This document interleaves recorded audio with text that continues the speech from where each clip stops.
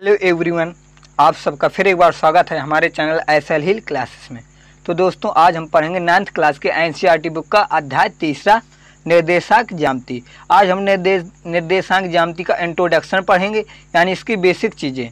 तो चलिए वीडियो शुरू करते हैं। वीडियो शुरू करने से पहले अगर आपने अभी तक हमारे चैनल को सब्सक्राइब नहीं किया है तो प्लीज़ लाल कलर के सब्सक्राइब बटन को दबाकर हमारे चैनल को सब्सक्राइब कर लें और साथ में ही बगल में घंटी को दबाकर ऑल पर सिलेक्ट कर ले, ताकि हम जब भी एक नया वीडियो डालें तो आपको नोटिफिकेशन मिल सके सबसे पहले। तो चलिए वीडियो शुरू करते हैं। पढ़ेंगे चैप्टर 3 निर्देशांक ज्यामिति। तो निर्देशांक ज्यामिति को हम 2D भी कहते हैं, यानी कि 2 डायमेंशनल, यानी 2 डायरेक्शन। इसमें कितनी होंगी? डी का मतलब है डायरेक्शन, दिशाएं। तो इसमें कितनी दिशाएं हमें पढ़नी है? 2 दिशाएं पढ़नी है।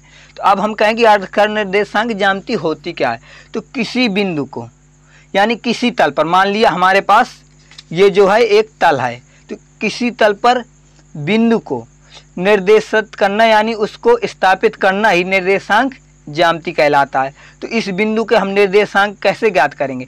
इन सब चीज़ें ज्ञात करने के लिए सबसे पहले हमें इन बिंदुओं पर ध्यान देना होगा। सबसे पहले क्या पढ़ना है हमें? मूल बिंदु। हमें उसके बाद क्षैतिज और ऊर्ध्वाधर रेखाएं, उसके बाद हमें एक्स अक्ष और वाई अक्ष, और इसके बाद चतुर्थांश और भुज और कोटि, बिंदु के निर्देशांक। तो इस बिंदु को ज्ञात करने के लिए कम से कम हमें इतनी चीज़ों का नॉलेज होना चाहिए इस चैप्टर को स्टार्ट करने से पहले। तो इन सब चीज़ों को हम सब एक ग्राफ के माध्यम से आपको समझाएंगे, एक ग्राफ के अकॉर्डिंग, कि मूल बिंदु क्या होता है, ये सब सभी चीज़ें, और बहुत ही सिंपल तरीके में। ठीक है ना? तो हम एक ग्राफ खींचते हैं यहाँ पे।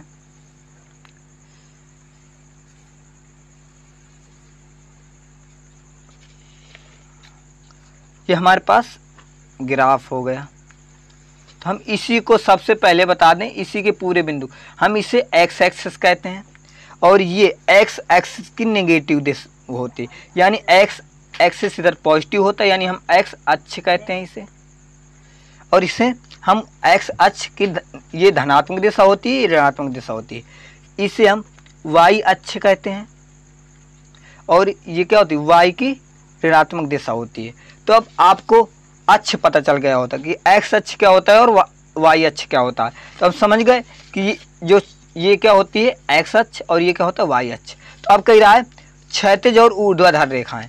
तो हम कहेंगे जो एक्स अक्ष होता है उससे हम क्षैतिज रेखा कहते हैं, क्षैतिज रेखा।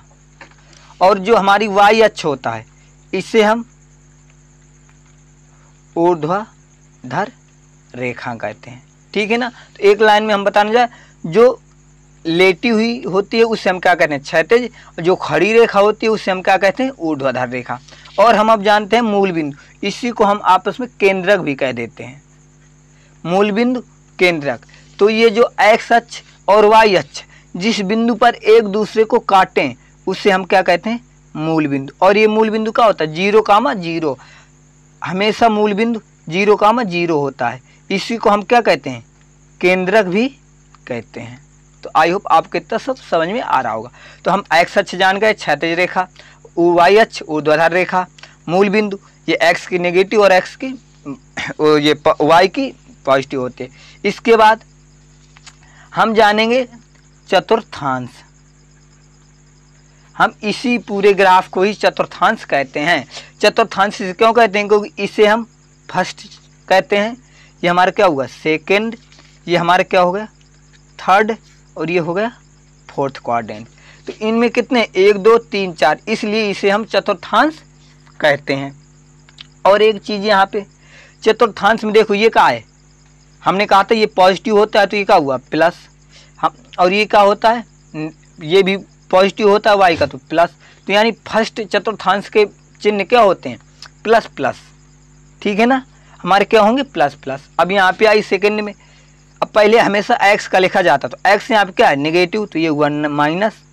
और यहाँ पे वाई क्या है? प्लस, तो ये हुआ प्लस। तो इसके चिन्ह कितने हो जाएंगे? माइनस और प्लस। ठीक है ना? इसे हम प्रथम, ये फर्स्ट चतुर्थांश कहते हैं, इसे सेकंड चतुर्थांश, थर्ड, फोर्थ।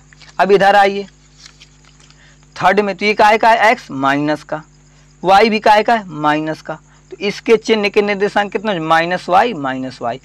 और हमेशा जो x पहले लिखा जाता है और y को बाद में लिखा जाता है।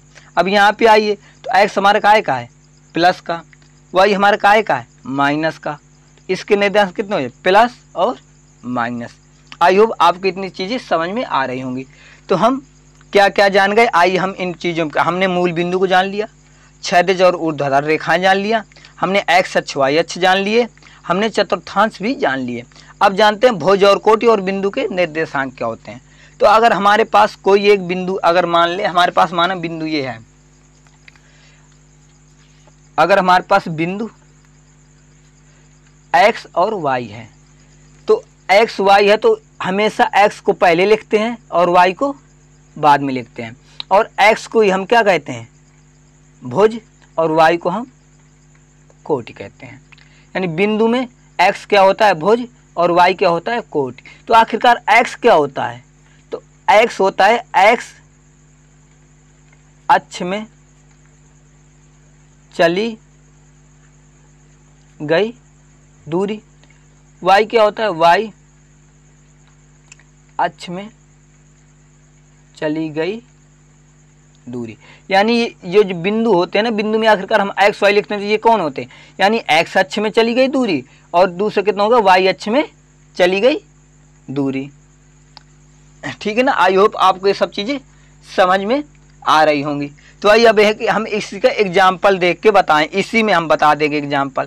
तो आइए देखते हैं एग्जाम्पल। हम मान लें कि हमारे पास कोई बिंदु 3,4 है, तो इसे हम इसमें ग्राफ में दर्शाना है।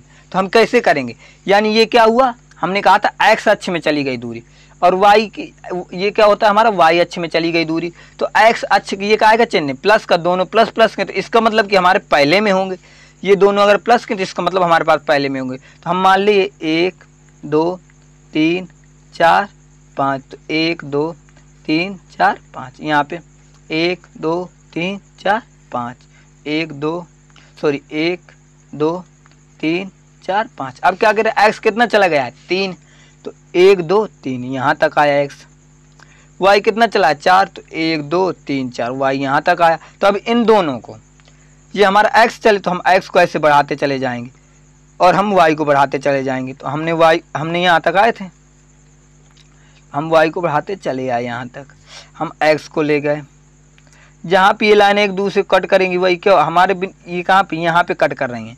तो हमारा 3,4 कहाँ पे होगा, ये बिंदु हमारा कितना आ गया, 3,4।